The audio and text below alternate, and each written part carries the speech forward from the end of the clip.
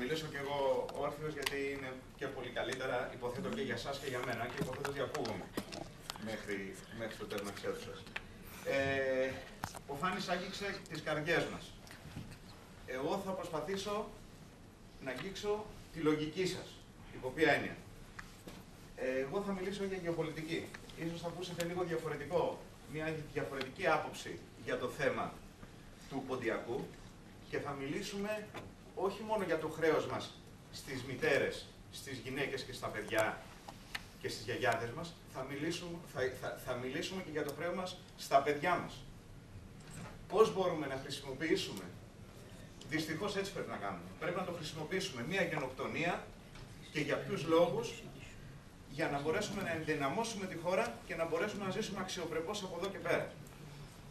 Εξού και ο τίτλος «Οι γεωπολιτικές προεκτάσεις ενός εγκλήματος του 20ου αιώνα στον 21ο».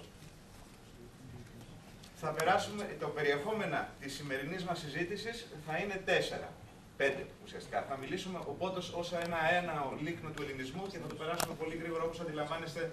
Δεν θα ευλογήσουμε τα γένια μας και εσείς θα ξέρετε πολύ περισσότερο από μένα. Να σας πω ότι δεν είμαι Πόντιος.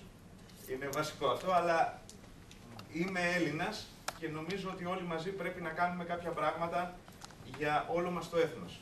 Δηλαδή, πέραν από τοπικισμούς. Θα μιλήσουμε πολύ σύντομα, διότι ο Φάνης τα κάλυψε πάρα πολύ καλά τα θέματα του Πόντου μεταξύ των ετών 1914-24. Εκεί που θέλω να επικεντρωθούμε είναι στη γεωπολιτισμική παράμετρο της γενοκτονίας. Πώς ένας λαός έκανε κάτι τέτοιο? Για ποιο λόγο συνέβη? Και βέβαια, το τελευταίο κομμάτι θα είναι η γεωπολιτική παράμετρος της γενοκτονίας, δηλαδή πώς εμείς θα μπορούμε να χρησιμοποιήσουμε αυτό το έγκλημα, τουλάχιστον προς όφελός μας, να το πω έτσι, 100 χρόνια μετά. Και φυσικά υπάρχουν κάποια συμπεράσματα στο τέλος, τα οποία ευελπιστώ να δώσω και μια απάντηση στο Φάνη, γιατί έδειξε κάτι πολύ ωραίες φωτογραφίες των πρωθυπουργών μας, να δίνουν να καταθέτουν Στεφάνη στο μνημείο του Ατατούρκ στην Άγκυρα.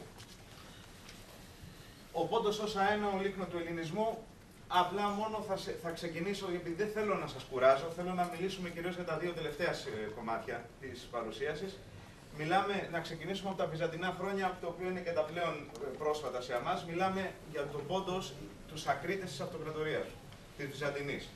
Έτσι, μιλάμε ότι τότε στο Βυζάντιο έχουμε έναν ελληνισμό τουλάχιστον 2.500 χρόνια στην περιοχή, τουλάχιστον του Πόντου.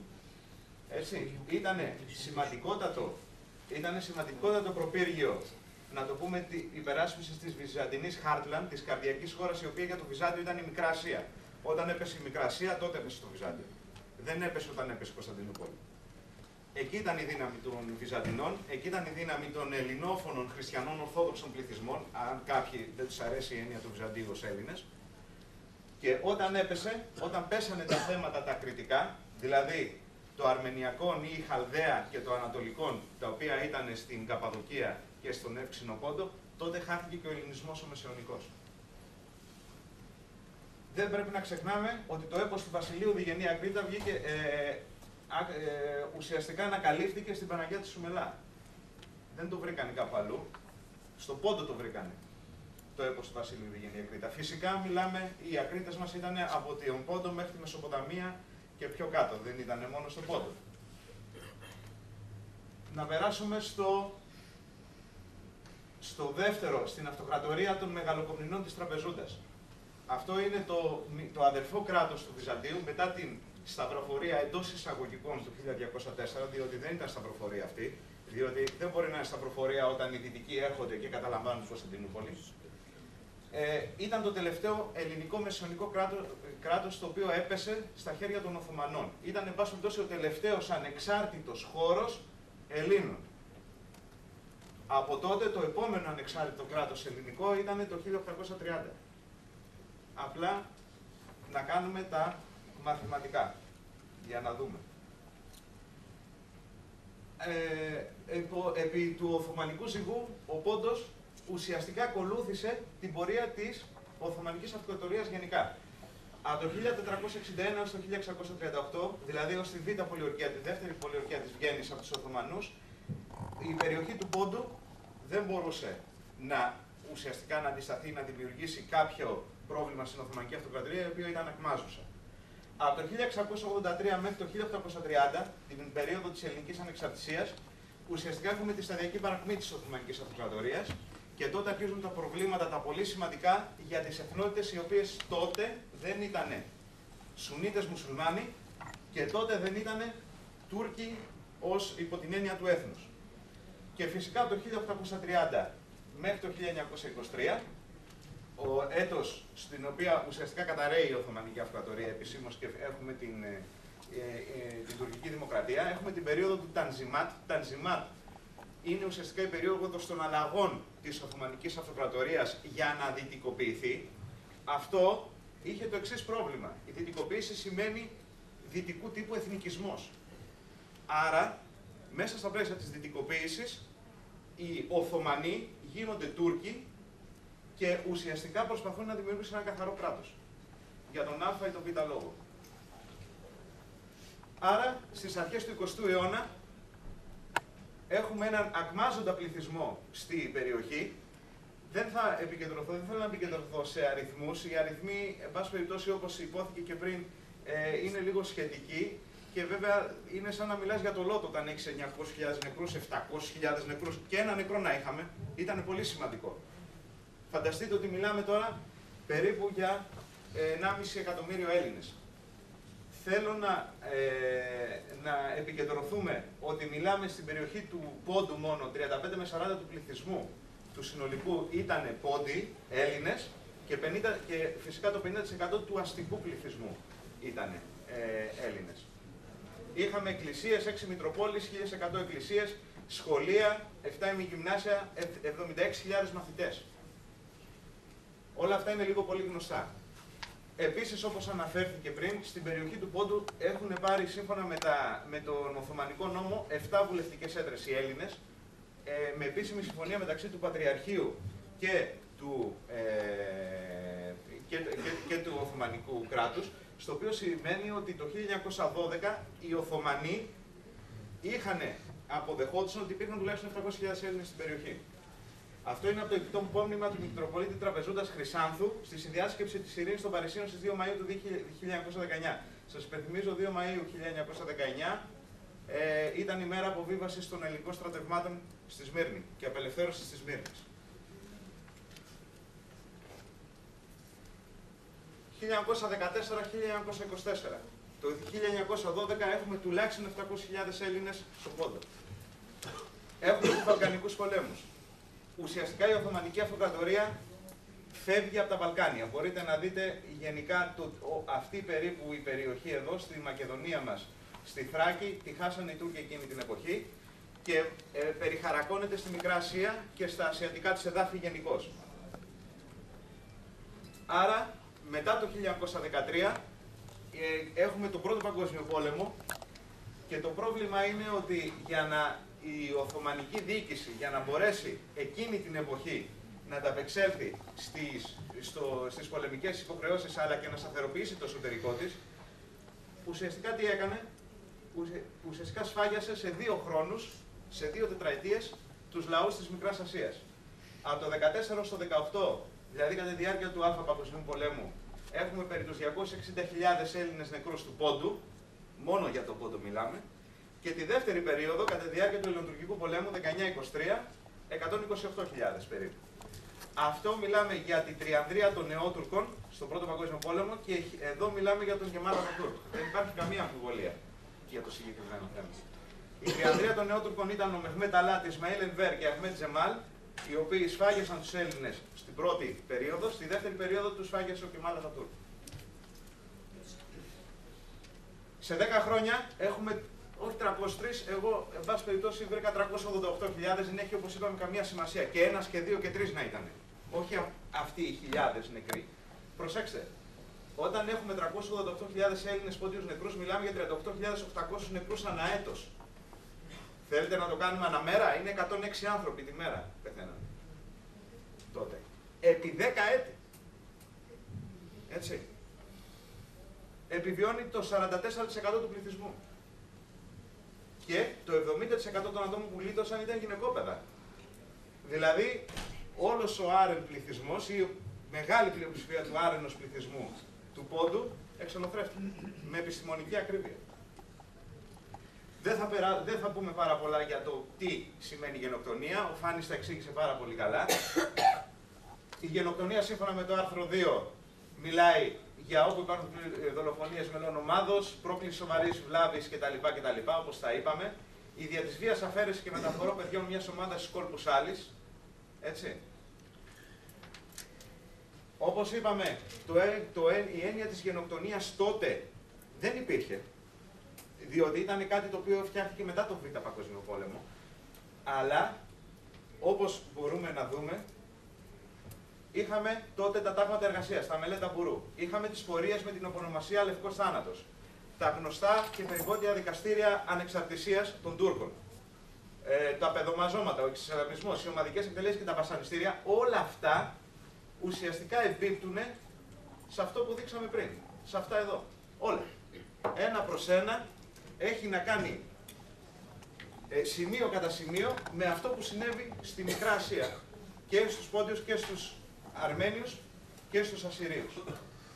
Άρα, ουσιαστικά όλες οι διατάξεις ορίζουν το έγκλημα της γενοκτονίας. Έχουμε αποδείξεις από τρεις πηγές. Έχουμε τα ίδια τα θύματα, προφανέστατα. Έχουμε ξένους υπηκόους, διπλωμάτες και στρατιωτικούς, οι οποίοι τα λένε αυτά. Έχουμε τους ίδιους τους Τούρκους, οι οποίοι δέχονται ότι συνέβησαν πράγματα. Μιλάνε για ημιεπίσημες εκτελέσεις, σφαγές μαζικών διαστάσεων, πολιτική εξόντωση, θηριωδία, φοβερή τραγωδία. Επαναλαμβάνω, δεν υπήρχε λέξη γενοκτονία τότε.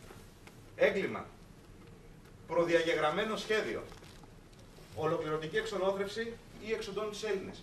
Αυτά τα λένε είτε τα ίδια τα θύματα φυσικά, είτε οι ξένοι υπήκοοι, είτε οι ίδιοι οι Τούρκοι. Θα ήθελα να επικεντρωθώ σε 2-3 μόνο από κόμματα. Στον Πόντο, δεκάδες χιλιάδες Έλληνες, άντρες, γυναίκες και παιδιά απελάβνονταν και πέθαναν. Ήταν καθαρή θελημένη εξολόθρευση. Εξολόθρευση δεν είναι η δικιά μου λέξη, είναι η λέξη που χρησιμοποιεί η Αμερικανική Αποστολή. Τάδε έφη Λόιτ Τζόρτζ, πρωθυπουργός της Μεγάλης Βρετανίας.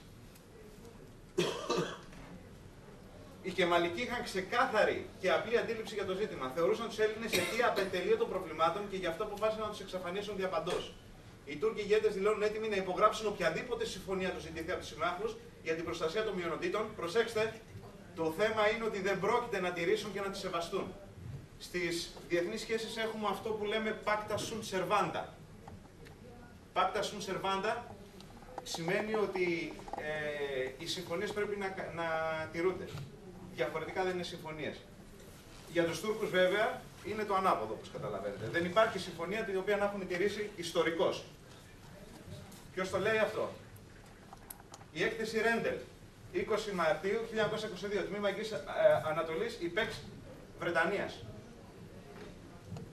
Ας δούμε και το τελευταίο. Οι Τούρκοι διαπράττουν ένα μέγα λάθος και κανείς δεν λυπάται γι' αυτό τόσο πολύ όπως εμείς οι Αυστριακοί και οι Γερμανοί, στο λογαριασμό των οποίων θα πιστωθεί αυτή η τελευταία βαρβαρότητα των Τούρκων. Διπλωμάτης Αυστρο-Ουγγρικής Αυτοκρατορίας στην Κωνσταντινούπολη 1914. Προφανώς δεν είχε ιδέα για το Λίμαν Φον Σάντερς και το τι κάνανε οι Γερμανοί την περίοδο εκείνη, τι λέγανε και πώς βοήθησαν τους Τούρκους, τους Οθωμανούς, να πραγματοποιήσουν τα εγκλήματα που έκαναν στη Μικρά Ασία και όχι μόνο.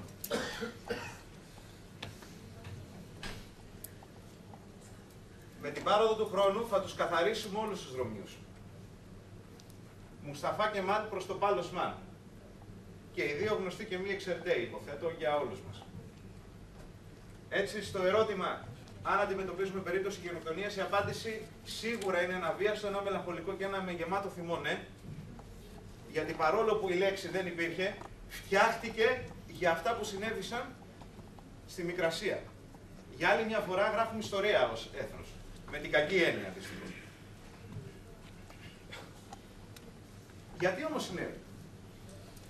Ποια είναι η γεωπολιτισμική παράμετρος που επέτρεψε ουσιαστικά σε ένα έθνος, μάλλον όχι σε ένα έθνος, σε ένα κράτος, να προβεί σε τέτοιου τύπου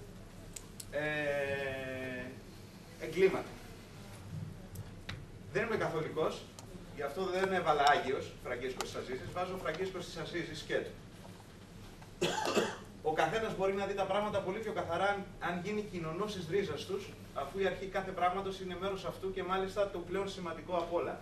Άρα, το πρόβλημα δεν είναι το τι έκανε ο Αμπτουλ Χαμίτ το 1890 ή οι νεότουρκοι μετά ή ο Κεμάλ. Είναι από πολύ πιο πριν. Το πρόβλημα ταυτότητας της Οθωμανικής Αυτοκρατορίας, αυτό κατά την άποψή μου είναι το κυριότερο ζήτημα που είχαμε να αντιμετωπίσουμε και γι' αυτό τώρα προσπαθώ λίγο να φύγω από την έννοια του είμαι Έλληνας και μιλάω για τους Πόντιους, είμαι Έλληνας και μιλάω για τους Τούρκους ή τους Οθωμανούς. Θα προσπαθήσουμε λίγο να το δούμε επιστημονικά το θέμα. Δεν θα σας κουράσω, θα το βρείτε ενδιαφέρον, πιστεύω. Έχουμε τρεις μεγάλες περιόδους στην Οθωμανική Αυτοκρατορία, στις οποίες μπορούμε να τις διαχωρίσουμε.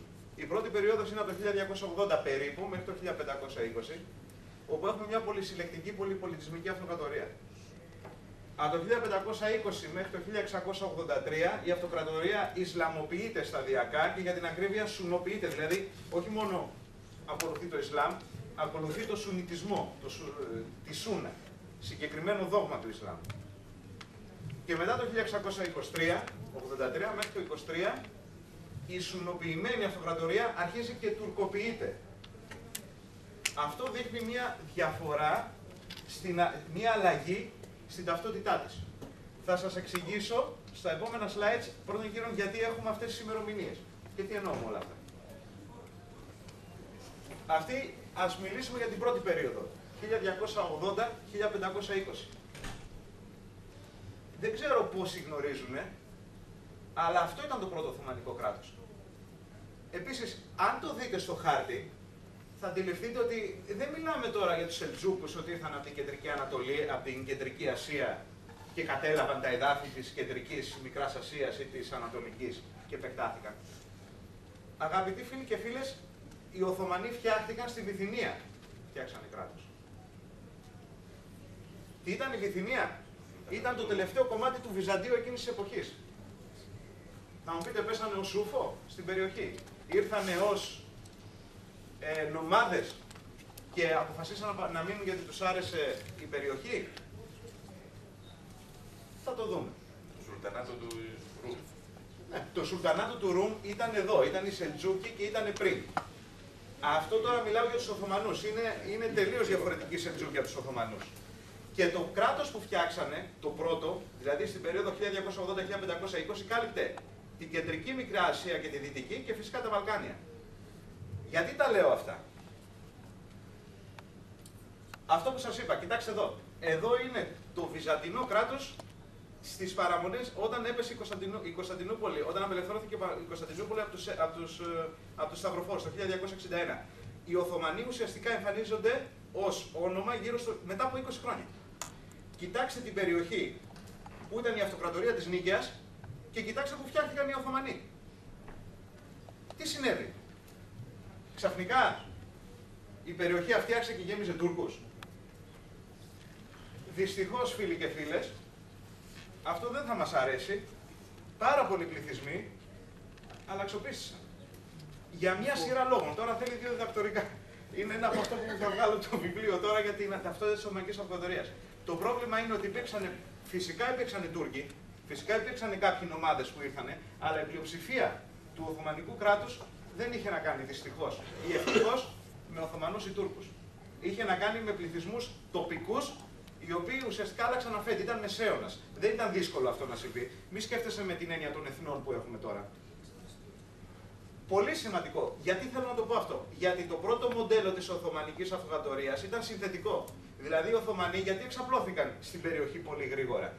Γιατί δέχονταν να είσαι και χριστιανός, να είσαι και μουσουλμάνος, να είσαι και Σουνίτης και φτιάξαν αυτό που λέμε το Ισλαμοχριστιανισμό, όπως το λένε κάποιοι, αυτό που είναι ο μπεκτασισμός. Ίσως άμα γνωρίζετε στην Αλβανία τη θρησκεία θα ξέρετε ότι λέγονται είναι μπεκτασίδες. Τώρα πάνε να γίνουν μουσουλμάνοι γιατί έρχονται αραβικά κεφάλαια και τους μουσουλμανοποιούν. Οι Αλβανοί υπάρχει η έκφραση που λένε πιστεύει στον Αλλάχ και σου απαντάει ναι, μα την Παναγία. Για να καταλάβετε. Λοιπόν, αυτοί οι άνθρωποι γι' αυτό επεκτάθηκαν και γίνανε και αυξήθηκε το Οθωμανικό κράτος τόσο γρήγορα στην περιοχή. Γιατί ήταν αρκετά έξυπνοι, ή εν πάση περιπτώσει οι μισοί από αυτούς ήταν Βυζαντινοί ή πρώην Βυζαντινοί. Δεν ξέρω πώς ξέρετε τον Γιωσέ Μιχάλ. Ο Γιωσέ Μιχάλ είναι καλλιτεχνικό. Στα τουρκικά σημαίνει ο Άγενιος Μιχάλης. Ήταν ο νούμερο 2 του Οσμάν. Αυτό που φτιάξε της Οθωμανικής Αυτοκρατορίας. Και μάλιστα για μια εποχή ήταν συνέτεροι. Δηλαδή ένας Βυζαντινός μάλλον ήταν φρούραρχος στην Προύσα ή κάπου στην περιοχή, τα έκανε πλακάκια όπως λέμε, με έναν που λεγόταν Οσμάνι Οθωμάν και φτιάξαν αυτό το πράγμα εδώ. Λοιπόν, εκείνη την εποχή ήταν συνθετική, ήταν μια πολυεθνική αυτοκρατορία που εν πάση περιπτώσει δεχόταν τη διαφορετικότητα. Πάμε στη δεύτερη περίοδο, 1520-1683. Λοιπόν, ποιο είναι το πρόβλημα για τους Οθωμανούς εκείνη την εποχή? Ότι το συνθετικό μοντέλο της Οθωμανικής άρχουσας τάξης εγκαταλείπεται. Πολύ σημαντικό. Αυτό που ήθελα να σας πω είναι ότι ο Οθωμανός δεν γεννιώσουνα, γινώσουνα. Δεν μιλάμε τότε για έθνος Οθωμανών. Μιλάμε για τάξη Οθωμανική, την οποία μπορεί να ήταν ένας Έλληνας. Γι' αυτό έχουμε τους γενιτσάρους, ας πούμε. Μπορεί να ήταν ένας Σέρβος, ένας Αλβανός. Έμπαινε, γινώσουν Οθωμανός στα κολέγια στην Κωνσταντινούπολη, το Εντερούν Κολέτζι όπως το λέγανε, το εσωτερικό ή στους γενιτσάρους κτλ. Και διοικούσε στην περιοχή. Λοιπόν, αυτό αλλάζει σταδιακά το 1520. Γιατί? Γιατί αγαπητοί φίλοι και φίλες, οι Οθωμανοί φεύγουν από τη Μικρασία και αρχίζουν να καταλαμβάνουν τα εδάφη, τα οποία είναι, τι είναι οι Σουνίτες. Αρχίζουν και καταλαμβάνουν αραβικά εδάφη, αυτό που λέμε οι σκληροί Ισλαμιστές. Και καταλαμβάνουν το κυριότερο, το Κάιρο. Το Κάιρο τότε ήταν η έδρα του Χαλίφη. Ο Χαλίφης ήταν ο ιερός, ήταν ο Πάπας των Μουσουλμάνων. Και μόλις καταλαμβάνουν το Κάιρο, μεταφέρουν το Χαλίφη στην Κωνσταντινούπολη. Και ο Σουλτάνος τότε, που ήταν πολιτικός, γίνεται Χαλίφης. Δηλαδή γίνεται και ο Πάπας των Μουσουλμάνων. Άρα η σύσταση του πληθυσμού αλλάζει. Γραφειοκράτες του Ισλάμ πηγαίνουν στην Κωνσταντινούπολη και αρχίζει σιγά σιγά να αλλάζει η διαδικασία. Μία δεύτερη εξέλιξη η οποία βοήθησε αυτή τη διαδικασία ήταν η σύγκρουση με τους Πέρσες. Οι Πέρσες, σας υπενθυμίζω, είναι Σιήτες. Άρα οι Οθωμανοί για να αντιμετωπίσουν τους Πέρσες στη Μεσοποταμία, στην ευρύτερη περιοχή, έπρεπε να πάρουν την αντίθετη ταυτότητα από τους Πέρσες. Οι Πέρσες ήταν Σιήτες, οι Οθωμανοί γίνονται Σουνίτες. Με τη βοήθεια βέβαια και των Αράβων οι οποίοι είναι εδώ. Και έτσι λοιπόν έχουμε τη Χουρέμ Σουλτάν, που τόσο πολύ έχουμε αγαπήσει. Είναι η περίοδος τότε και η περίοδος της Χουρέμ Σουλτάν είναι ακριβώς αυτή η περίοδος. Όπου μιλάμε για ένα κράτος το οποίο σουνοποιείται, χάνει τη συνθετική του ταυτότητα. Και ας πάμε μέσα στο τρίτο, την περίοδο 1683-1923. Πρώτο θέμα. 1683 είναι η υποχώρηση των Οθωμανών από τη δεύτερη πολιορκία της Βιέννης.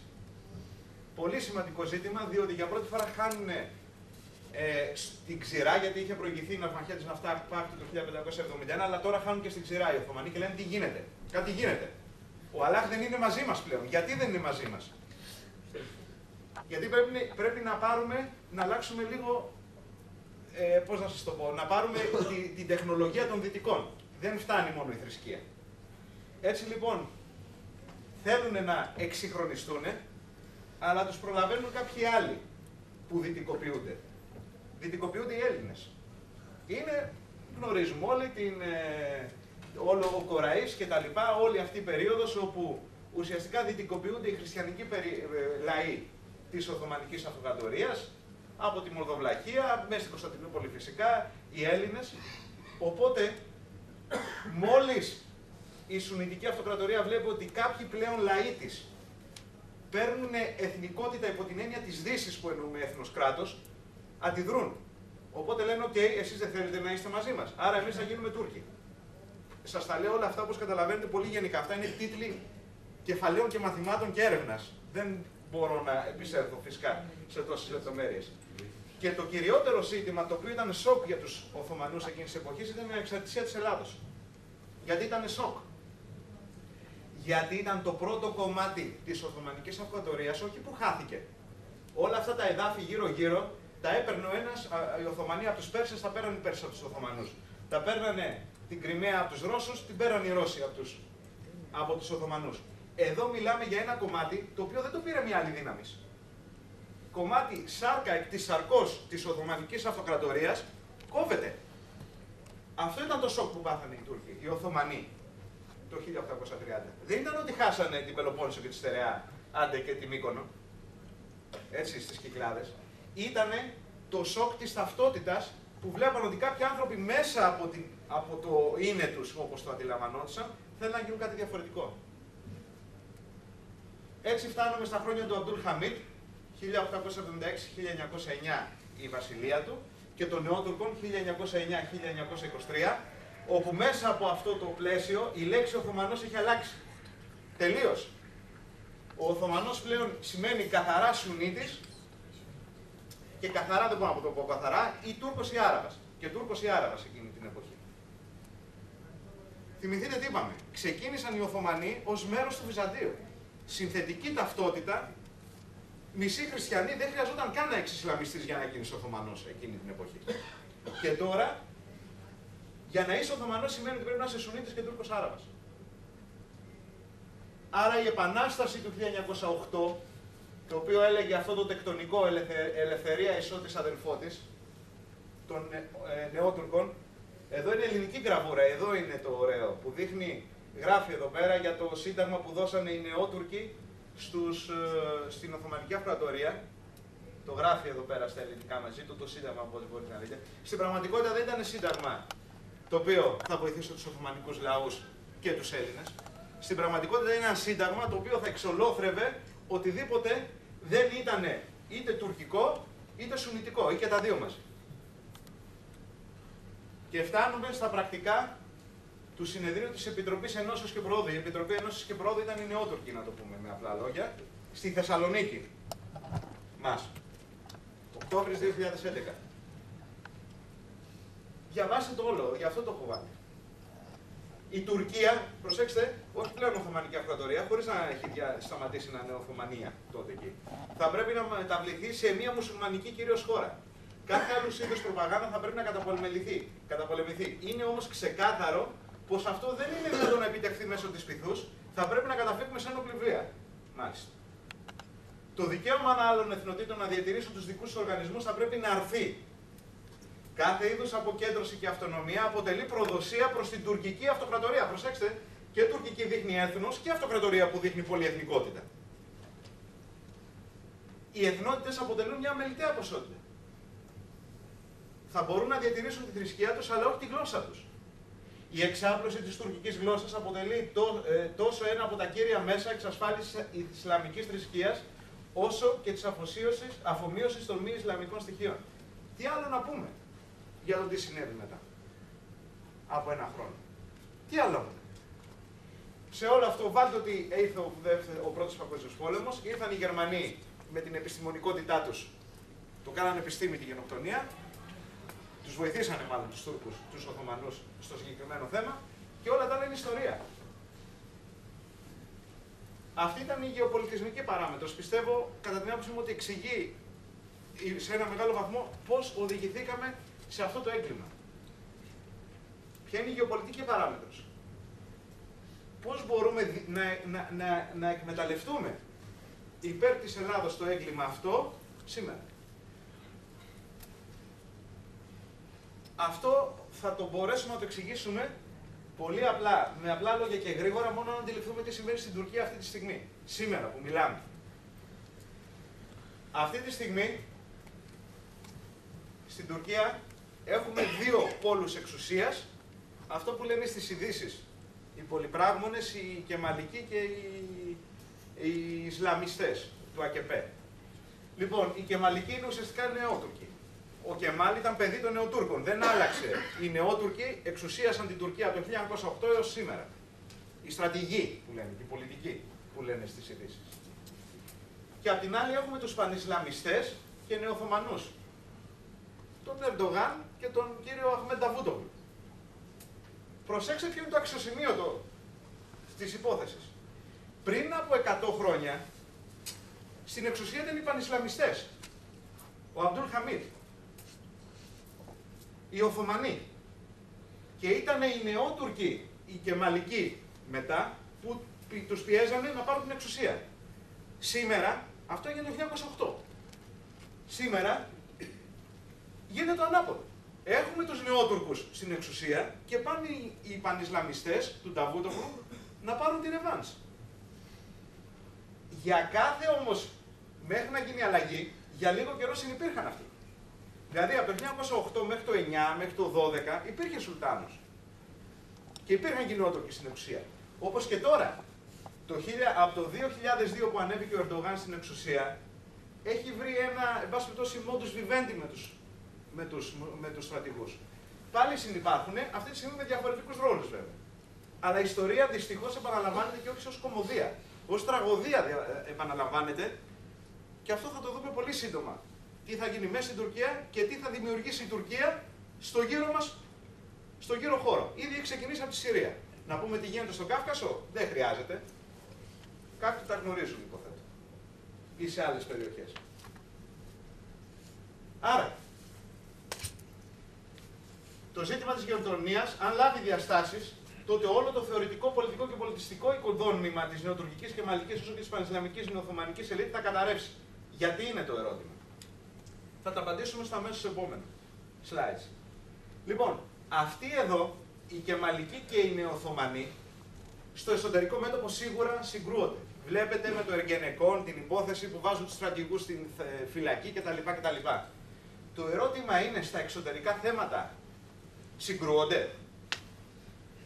Στα εξωτερικά θέματα οι Κεμαλικοί είναι αντίθετοι με τους νεοοθωμανούς.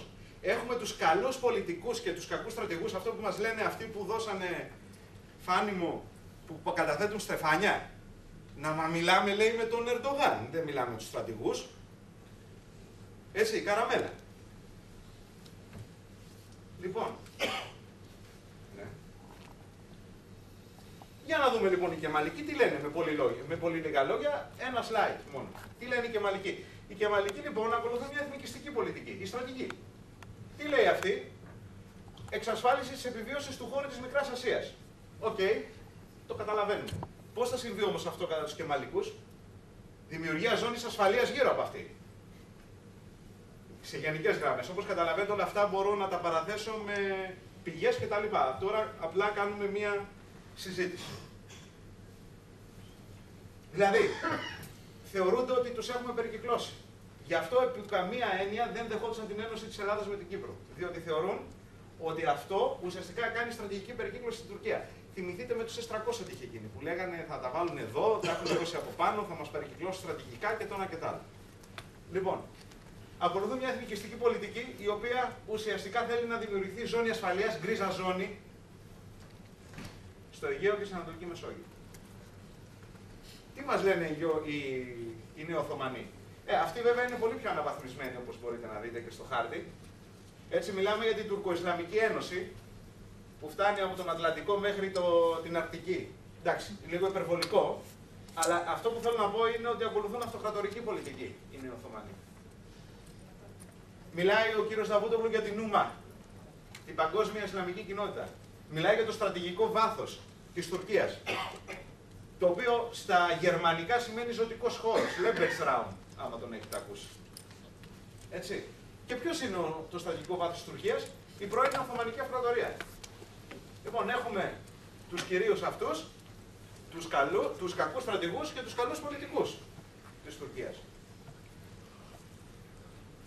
Αν τα ενοποιήσουμε αυτά, τι θα καταλάβουμε? Ότι έχουμε είτε είναι εθνικιστική είτε αυτοκρατορική πολιτική. Για μας τους Έλληνες είναι το ίδιο. Οι Κεμαλικοί θέλουν να φτιάξουν ζώνη ασφαλείας σε όλη την Ανατολική Μεσόγειο. Οι Νεοοθωμανοί θέλουν να την καταλάβουν γιατί είναι ο ζωτικός χώρος. Δηλαδή, ποια είναι η διαφορά μας? Τι πλαστήρας, τι παπάδος που λέγαμε, άμα θυμάστε. Παλιά. Η διαφορά είναι, ας πούμε, ότι η κεμαλική πολιτική έχει χαρακτηριστεί ως ευρωφοβία. Δηλαδή, οι Κεμαλικοί λένε ότι φοβούνται μην επανέλθει η συνθήκη των Σευρών, ουσιαστικά. Δηλαδή, βλέπετε εδώ πέρα ότι είναι χαρακτηριστικό δείγμα οι ζώνες επιρροής το 1919 σύμφωνα με τη συνθήκη των Σευρών, η οποία ουσιαστικά διέλυε το τουρκικό κράτος. Αλλά έχουν μεν τη σευροφοβία, αλλά έχουμε και δόσεις άκρατου αυτοκρατορισμού. Δείτε ένας πολύ χαριτωμένος χάρτης, όπου τα σύνορα της Τουρκίας είναι μέχρι και τη Θεσσαλονίκη και μετά κατεβαίνουν τη Συρία κτλ. Δηλαδή, ταυτοχρόνως στην Τουρκία υπάρχει μια σχιζοφρενική κατάσταση. Απ' τη μία φοβούνται τη συνθήκη των Σευρών και σου λένε θα μας επιτεθούν οι κακοί Ρώσοι, οι κακοί Έλληνες στον Ανατολό, οι Κούρδοι. Από την άλλη, σου λέει θα γίνουν και αυτοκρατορία ταυτοχρόνως. Γι' αυτό το μείγμα, το σχιζοφρενικό, είναι πολύ επικίνδυνο. Όσοι είναι ψυχολόγοι στην Ομίγυρη, όπως η σύζυγός μου εδώ, θα καταλαβαίνει τι συμβαίνει σχιζοφρένης πολύ καλύτερα από μένα και τι πρόβλημα μπορεί να δημιουργήσει. Λοιπόν, άρα ο νεοοθωμανισμός αποτελεί βολικό οδήγημα και για τους δύο, και για τους καλούς πολιτικούς και για τους κακούς στρατηγούς. Γιατί οι μεν Οθωμανοί, για να δώσουν αξιοπιστία στο όραμά τους, χρειάζονται τις ένοπλες δυνάμεις. Πώς θα κάνεις αυτοκρατορία χωρίς ένοπλες δυνάμεις? Μόνο να δείτε τα εξοπλιστικά των Τούρκων θα αντιληφθείτε τι εννοούμε. Οι δε Κεμαλικοί, οι κακοί στρατηγοί, επιβεβαιώνουν την ανάγκη ύπαρξή τους μέσω του νεοοθωμανισμού. Γιατί σου λέει, OK, μας χρειάζεται ο κύριος Ερντογάν. Συγγνώμη, το πάτησα. Έτσι. Άρα αυτή τη στιγμή η έννοια του νεοοθωμανισμού, παρά τις εσωτερικές διαφορές που έχει μέσα στην Τουρκία, στο εξωτερικό αποτελεί ένα θεωρητικό πλαίσιο το οποίο το ασπάζονται όλοι στην Τουρκία. Δυστυχώς για μας. Άρα, το ερώτημα είναι, πώς ας πούμε χώρες όπως η Αρμενία, η Βουλγαρία ή το Τελ Αβίβ, ας πούμε, το Ισραήλ, πώς η Αθήνα, η Λευκοσία μπορούν να απαντήσουν σε κάτι το οποίο στην ουσία αποτελεί την επίσημη πρακτική μιας δύναμης η οποία θεωρεί ότι θα αλλάξει την Ανατολική Μεσόγειο, αυτή την περιοχή. Η απάντηση κατά την άποψή μου δεν είναι απλή βέβαια, αλλά σε θεωρητικό επίπεδο, και ξέρετε ότι ο πόλεμος των ιδεών στα συνέδρια με τα βιβλία είναι πολύ σημαντικός, ειδικά για τη δυτική κοινή γνώμη, θα πρέπει να χτυπηθεί στην ίδια της τη ρίζα ο νεοοθωμανισμός. Και ποια είναι η ρίζα της? Το πεδίο που μια πολιτική θεωρία αποκτά πολιτική νομιμοποίηση. Αυτή είναι η ρίζα. Τι εννοούμε δηλαδή? Πότε μια θεωρία πολιτική αποκτά πολιτική νομιμοποίηση? Όταν έχει στο ζήτημα της προσφοράς της προς την ανθρωπότητα. Σου λέμε, η δημοκρατία στην αρχαία Αθήνα πρόσφερε το ένα τ' άλλο το παράλληλο, άρα είναι κάτι καλό. Αυτή τη στιγμή λοιπόν ο νεοοθωμανισμός, αν ουσιαστικά... Ποιος είναι ο νεοοθωμανισμός, με συγχωρείτε? Μιλήσαμε για 3 Οθωμανικές αυτοκρατορίες, 3 περιόδους. Ποια είναι η Οθωμανική αυτοκρατορία του κύριου Νταβούτογλου, του νεοοθωμανισμού? Δυστυχώς για μας είναι η τρίτη. Είναι η Οθωμανική αυτοκρατορία, όχι η συνθετική, είναι η τουρκική, η σουνιτική. Αυτή είναι η Οθωμανική αυτοκρατορία του κύριου Νταβούτογλου. Δηλαδή ο ήρωας του κύριου Νταβούτογλου είναι ο Αμπτούλ Χαμίτ. Δεν είναι οι πρώτοι Οθωμανοί εμμύριδες του Οθωμανικού Εμμυράτου. Άρα ποιος είναι ο ρόλος μας ως ελληνισμός? Ο ρόλος μας είναι πρώτον και ότι έχουμε ένομο συμφέρον να χτυπήσουμε και να πατάξουμε την Οθωμανική ιμπεριαλιστική ιδεολογία. Το ερώτημα είναι απλό. Πώς είναι δυνατόν μια ιδεολογία η οποία θα θέλει αυτή τη στιγμή να αλλάξει την περιοχή μας, έτσι, η οποία όμως είναι μια ιδεολογία η οποία έχει φορτωθεί τρομακτικά εγκλήματα? Πώς είναι δυνατόν να γίνει δεκτό? Είναι σαν να πεις ότι οι Γερμανοί θέλουν να αλλάξουν την Ευρώπη με βάση τη θεωρία του εθνικοσοσιαλισμού. Μπορεί ο υπόλοιπος κόσμος να το δεχτεί αυτό? Όταν ξέρει τι έχει συμβεί κατά την περίοδο της εθνικοσοσιαλιστικής περίοδου. Άρα, η Ελλάδα θα πρέπει να κάνει το πολύ απλό. Να στηρίξει την αναγνώριση της γενοκτονίας και των Ελλήνων και των Αρμενίων και των Ασσυρίων και όλων εκείνων των ανθρώπων οι οποίοι κατά τη διάρκεια του πανισλαμιστή Οθωμανιστή Αμπτούλ Χαμίτ, ο επωνομαζόμενος και Ερυθρός Σουλτάνος, άμα το ξέρετε στην ιστορία, όχι γιατί τα έβαφε τα μαλλιά του κόκκινα, γιατί έβαφε τα χέρια του κόκκινα, ξεκίνοντας με τις σφαγές στη Βουλγαρία. Να καταδείξει όχι μόνο ο Αμπτούλ Χαμίτ, αλλά η Τριανδρία, Ταλάτ, Εμβέρ και Τζεμάλ, γενοκτόνησαν όλη τη Μικρασία. Και φυσικά ο Μουσταφά Κεμάλ. Αν καταδείξουμε ότι όλοι αυτοί εδώ οι άνθρωποι ουσιαστικά εγκλημάτισαν κατά της ανθρωπότητας, χτυπάμε τον νεοοθωμανισμό. Άρα χτυπάμε αυτό που έρχεται τώρα πώς να το πω, να αλλάξει την ισορροπία δυνάμεων στην περιοχή, να το πω με διεθνιστικούς, με όρους διεθνών σχέσεων, για να μην πω κάτι πιο βαρύ για την περίοδο αυτή. Συμπεράσματα. Στην περιοχή του Πόντου ζούσαν 700.000 ψυχές τουλάχιστον το 1912. Μέσα σε 10 έτη το 55% του πληθυσμού εξολοθρεύεται. Αυτό ήδη γίνεται από οι μαρτυρίες όλων των ενδιαφερομένων, το αποδεικνύουν και αποδεικνύουν ότι υπάρχει έγκλημα κατά γενοκτονίας, παρόλο που δεν είχε ακόμα ο όρος αυτός εφευρεθεί. Η Οθωμανική, γιατί συνέβη αυτό? Διότι υπήρξε τρομακτικό πρόβλημα από την αρχή της ιστορίας της Οθωμανικής Αυτοκρατορίας στο θέμα της ταυτότητας. Από συνθετική μεταβλήθηκε αργά αλλά σταθερά σε ένα μονοδιάστατο μείγμα σουνιτισμού και τουρκισμού. Άρα η σουνιτική και τουρκική ελίτ του 1910 περίπου αποφάσισε ότι πρέπει να καθαρίσει όλη την αυτοκρατορία από οτιδήποτε το διαφορετικό. Ποια είναι η γεωπολιτική παράμετρος? Η γεωπολιτική παράμετρος είναι ότι με αυτή τη θεωρία πορεύεται η Τουρκία τώρα, του νεοοθωμανισμού. Αυτή που έκανε τα εγκλήματα. Είτε επί Αμπτούλ Χαμίτ είτε μετά. Αυτή την ιδεολογία ασπάζονται και οι καλοί εισαγωγικά πολιτικοί και οι κακοί στρατηγοί. Μη μας διαφεύγει. Άρα ο ελληνισμός έχει ένα ρόλο πολύ σημαντικό και όχι μόνο ο ελληνισμός. Οι Αρμένοι, οι Ασσύριοι και όλοι όσοι θέλουν να λέγονται άνθρωποι. Να λειτουργήσει ως κυματοθράφσης της αναθεωρητικής γεωπολιτικής και γεωπολιτισμικής ιδεολογίας της Τουρκίας. Ποιο είναι το όπλο του ελληνισμού να λειτουργήσει ως κυματοθράφσης? Μα δυστυχώς είναι η γενοκτονία μας. Γι' αυτό πρέπει δεν είναι μόνο ότι πρέπει να αποδείξουμε για ανθρωπιστικούς λόγους και για τις μανάδες μας και για τις γιαγιάδες μας η γενοκτονία. Για τα παιδιά μας πρέπει να το δείξουμε, τη γενοκτονία.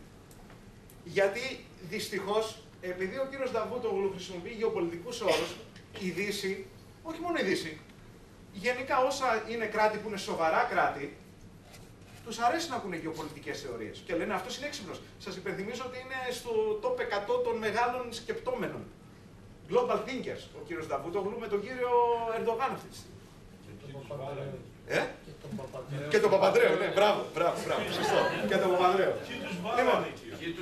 Αυτό το πράγμα, δηλαδή αν δεν το αλλάξουμε, θα διαλυθούμε. Λοιπόν, η γενοκτονία του Πόντου δυστυχώς αποτελεί το όπλο μας. Αυτό είναι το πρόβλημα. Ή το καλό. Και θα σας απαντήσω τώρα στο φάνη. Αυτός ο χάρτης ξέρετε τι είναι? Αυτό το δείχνουν στους φοιτητές μου.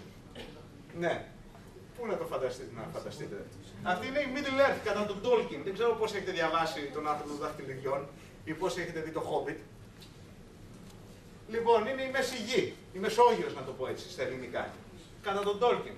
Πού είναι η Ελλάδα εδώ? Όσοι έχουν διαβάσει επίσης, έχει πολύ μεγάλη αξία να διαβάσετε το J.R. Tolkien, το Hobbit και τον άνθρωπο των δαχτυλιδιών με γεωπολιτικούς όρους. Γιατί ο Tolkien το έγραφε στη διάρκεια του Δευτέρου Παγκοσμίου Πολέμου και μάλιστα τη μάχη της Αγγλίας έγραφε. Δηλαδή αυτά που λένε με τα ορκ και το ένα και το άλλο υπάρχουν αντιστοιχίες. Αλλά εντάξει, αυτό είναι άλλο παπαευαγγέλιο.